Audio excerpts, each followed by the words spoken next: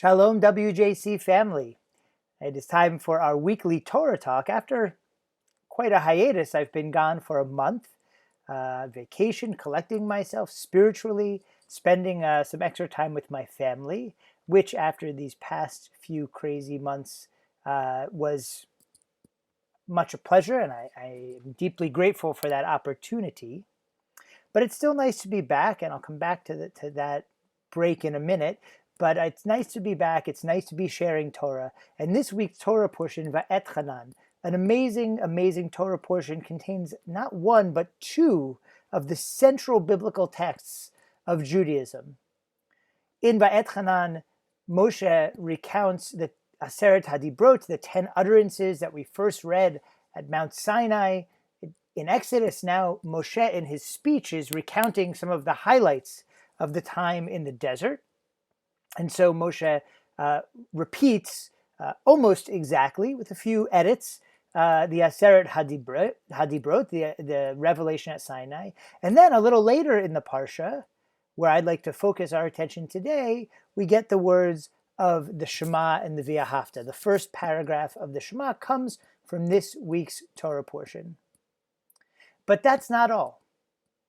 Additionally, this week is Shabbat Nahamu, named after the haftarah, as many of these special Shabbatot are.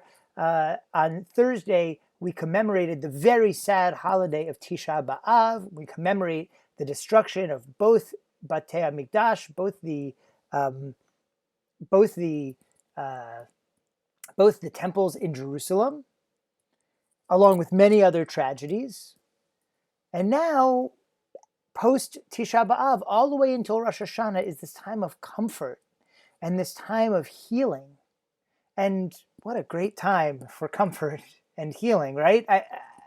And brings me back to my vacation, which was very healing and very much needed. And yet, anxiety is still high.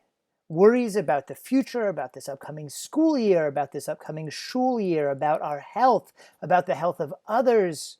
All of that still very, very high. Comfort, Nahamu. That is what this haftarah is all about. Nahamu, ami omar alechem. Comfort my people.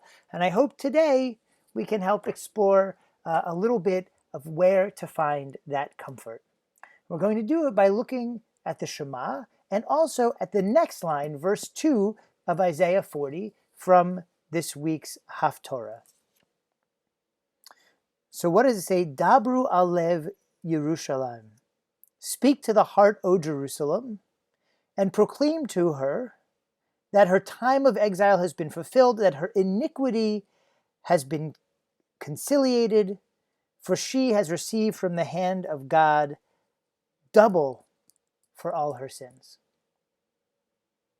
That doesn't sound like much comfort, does it? We should be comforted because the time is over, because God punished us double for what we should have been gotten. And what does that mean anyway? We know that God metes out all punishment measure for measure. How could God punish the Jewish people in exile twice as much as they deserved? So we're going to come back to that idea. And it relates back to the beginning of the verse. Dabru alev Yerushalayim. Speak to the heart of Jerusalem and proclaim to her, her time of punishment is over. She's received twice what she deserved.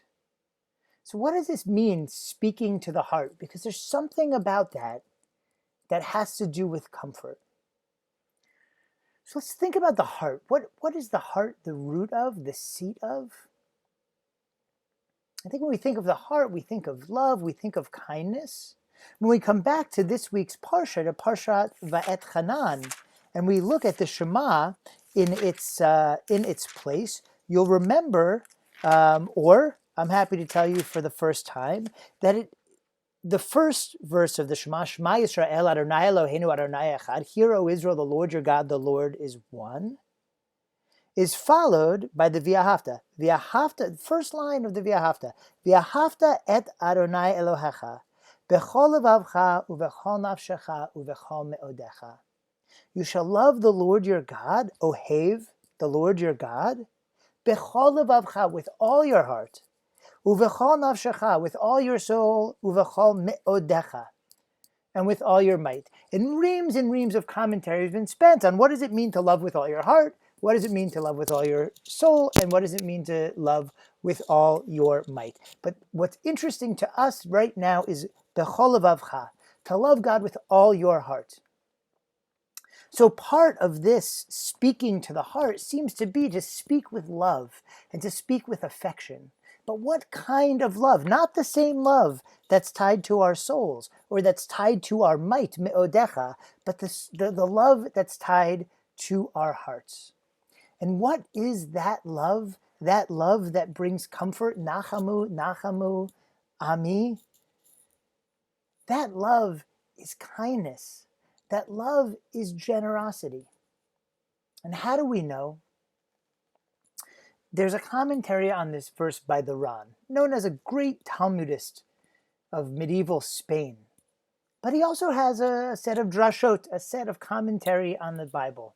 And his commentary on this verse is so beautiful.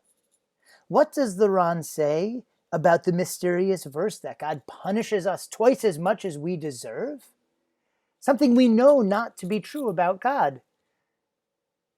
Midah keneged midah, measure for measure, God metes out punishment. All of a sudden, we get double? No, says the Ran. The Ran says that God is to us like a parent, and that a parent may punish their child what they deserve, but afterwards, the parent will feel terrible. Believe me, I know this. I've been through this. I currently go through this regularly. And I think all of us in the time of the pandemic and being stuck in our houses, spending a lot more time with our children very often, we're all learning that we may, do what's appropriate when it comes to guiding behavior. And then afterwards, you're like, ugh, I raised my voice, or ugh, I hate to have to punish. I hate to have to discipline. And then we feel bad. We feel, in fact, maybe like we punished our children twice as much as they deserved. And so says the Ran that this is what God is saying through the mouth of Isaiah.